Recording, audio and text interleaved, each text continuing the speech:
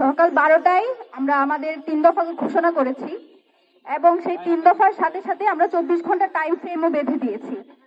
গত 11 দিন যাবত আমরা এখান থেকে সেখানে দৌড়ে বেড়াচ্ছি। আমাদের এমন ক্রাইসিস, আমার ভাই কবরে শুয়ে আছে আর আমাকে চিন্তা করতে হচ্ছে যাতে এই সরকারের কোনোভাবে কোনো ধরনের অস্থিতিশীল কোনো পরিস্থিতির মধ্যে পড়তে না হয়। আমার কিসের এত ঠেকা পড়ছে যে এই সরকার আমারে বাঁচায় রাখতে হবে যখন আমার ভাই কবরে? আমার কিসের এত ঠেকা পড়ছে যে কোথায় কি স্যাবোটেজ হবে সেটার দায় সরকার নেবে না বলে আমাকে জনগণকে শান্ত রাখতে হবে? জনগণ তো আমাদেরকে ভুল বুঝতেছে। আপনারা কেউ তো আমাদের চেয়ে বেশি উসমান ভাইকে ভালোবাসেন। আমরা গত 1 বছর ধরে এই মানুষটা, আপনারা যেই মানুষটাকে গত 1 সপ্তাহ ধরে চিনেন, যার জীবনী জেনে আপনারা এতখানি ব্যথিত যে এখন 11 দিন হয়ে যাওয়ার পরেও আপনারা রাজপথ ছাড়তে পারতেছেন না। উসমান হাদির এই যে 10-11 জনের যে কোর টিম, তার যে ইনকিলাব মঞ্চ, তাদের ভালোবাসা তো আপনাদের চেয়ে বেশি না?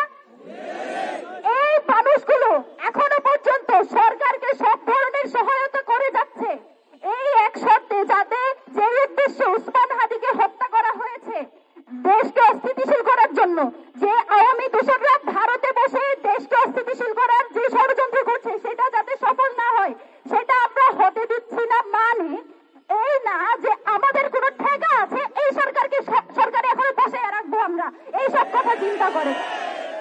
আমাদের বার্তা খুবই স্পষ্ট।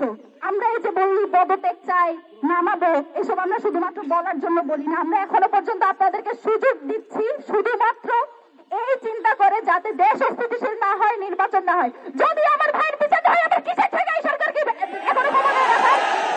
যে সরকার বিচার করতে পারে না সে নির্বাচন করবে, এটার কিসের বিশ্বাস? আর আইন উপদেষ্টা, আপনি 90 দিনের কিসের ভুগিচুকি বুঝান? আপনার ক্ষমতা আছে কয়দিন? আপনি তো থাকবেন আর 1 মাস, আপনি 90 দিনে কেমনি কথা বলেন? আপনাকে 1 মাসের মধ্যে বিচার কার্য সম্পন্ন করতে হবে।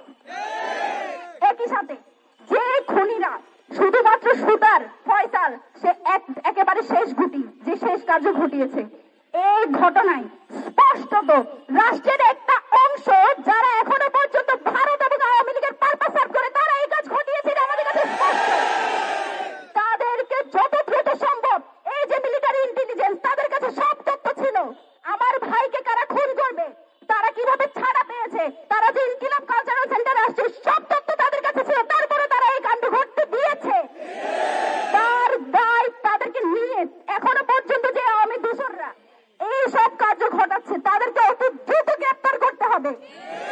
এই ব্যাপারে কোনো সুশীলতা মানি না। আমরা এখনো পর্যন্ত স্থির আছি। বাংলাদেশের জনগণ মুখিয়ে আছে কখন ইনকিলাব মঞ্চ ঘোষণা দিবে এবং তারা রাজপথে নেমে এসে যা পারে তাই করবে। আমরা সেটা হতে দিচ্ছি না। তার মানে এই না যে আমরা শেষ পর্যন্ত দেখে যাবো যে আপনারা কি করেন। আজকেও বাংলাদেশে বিভিন্ন জায়গায় হত্যা হচ্ছে, বিভিন্ন জায়গায় গুলি করে মানুষকে মেরে ফেলা হচ্ছে। যে সরকার স্থিতিশীল দেশ রাখতে পারছে না, তো স্থিতিশীলতার দোহাই দিয়ে আমরা কি সব আটকে রাখবো? আমার কোনো ঠেকা নাই যে আপনারা আমি সরকারে বসে রাখবো।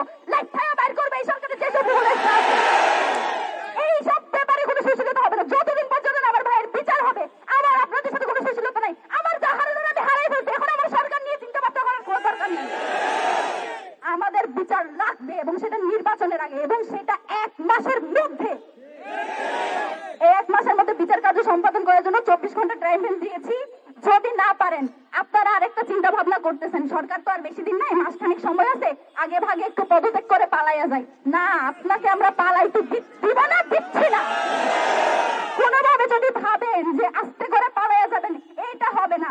আপনি যাবেন, যাওয়ার আগে বলে যাইতে হবে যে এখানে কে আপনাকে কাজ করতে দেয় না, কার কারণে কাজ করতে পারে না, কার সাথে লিয়াজে করে আপনি এসব কাজ করতে দিয়েছেন। এটা আমাদের স্পষ্ট দাবি।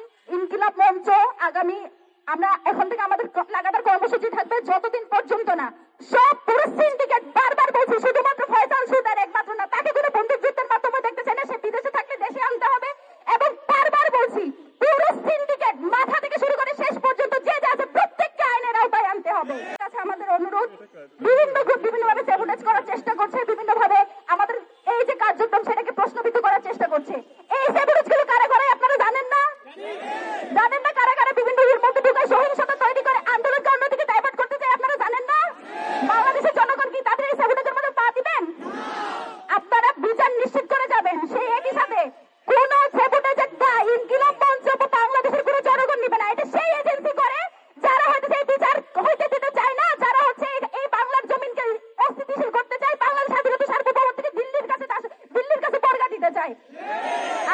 আর সেবোটেজে কোনো পা দিব না, একই সাথে রাজপথও আমরা ছাড়বো না। আমরা আমার ভাইয়ের বিচার নিয়ে তারপর রাজপথ ছাড়বো।